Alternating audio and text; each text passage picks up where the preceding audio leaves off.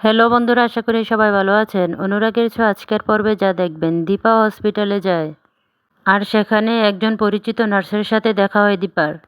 তখন দীপা ওনার কাছ থেকে সাহায্য চায়, বলে যে আমাকে তুমি আজকে সাহায্য করো আমার মেয়েকে বাঁচানোর জন্য। তখন নার্স দীপার কথা শুনে দীপাকে সহযোগিতা করে। অন্যদিকে সূর্য বলে আমার মেয়ে খুন করেনি, আমার মেয়ে ইনোসেন্ট। কুন্তলা রূপাকে কান্না করতে দেখে হাসে, বলে কান্না করছো? কৃষ্ণ কুন্তলাকে হাত জোর করে বলে মা তুমি এবার সোনাকে ছেড়ে দাও।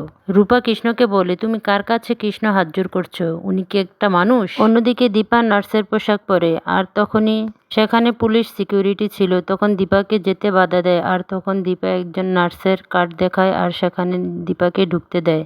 বিদেশিনী দীপাকে দেখে চিনে ফেলে আর তখনই নার্স ডাকতে শুরু করে। তখন দীপা বলে আপনি আমার কথা শুনুন।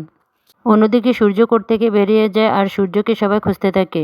দীপা বিদিশিনীকে অনেক রিকোয়েস্ট করে যে আপনি আমার কথাগুলো একটু শুনুন, আমি একজন মা, আপনার নিশ্চয়ই বাচ্চা আছে। তখন বিদিশিনী বলে হ্যাঁ আমার 2 বেবি আছে। তখন দীপা সব ঘটনা খুলে বলে সোনার জীবনে কি কি ঘটে যায় আর রুডির সাথে সোনার কি সম্পর্ক। অনেক বুঝিয়ে সুঝিয়ে বিদিশিনীকে কনভিন্স করে দীপা। তখন অন্যদিকে কোর্টের রায় দেওয়ার পালা। কুন্তলা সোনাকে সবার কাছে মানসিক রোগী বানাতো। অন্যদিকে দীপা বিদেশিনীকে নিয়ে আসতে যায় আর তখনই একটা কিছুর মধ্যে হোঁচট খেয়ে বিদেশিনী গাড়ির সামনে পৌঁছায় আর তখনই সূর্য সেখানে আসে বিদেশিনীকে বাঁচিয়ে নেয়। দীপা ফিরে দেখে সেটা সূর্য ছিল আর দীপা বলে ডাক্তারবাবু। আর সূর্য তাকিয়ে দেখে যে দীপা। দীপা বলে ডাক্তারবাবু আপনি এখানে? তখন সূর্য ফিরে দেখে যে দীপা। দীপা বলে হাতে আর সময় নেই ডাক্তারবাবু, সোনাকে বাঁচাতে হবে। দীপা বলে মাননীয় আদালত, আমি আপনাদের মূল্যবান সময় নষ্ট করার জন্য খুবই দুঃখিত, আমাকে কিছু কথা বলার জন্য সুযোগ করে দিন। তখন সেখানে বিদেশিনীকে নিয়ে আসে আর বিদেশিনী বলে সোনা ভুল করেছে, সোনা ইচ্ছে করে এটা করেনি, আমি আমার কেস উইথড্র করে নিলাম। সোনা ছাড়া পায় আর কুন্তলা বলে সোনা তুমি আমার মেয়ে, মা কখনো মেয়ের বিপদ হতে দেয় না। তখন সেখানে দীপা আসে আর বলে কথাটি সত্যি বলেছেন, কিন্তু সোনা আপনার মেয়ে নয়, সোনা আমার মেয়ে আর আমি ওর মা।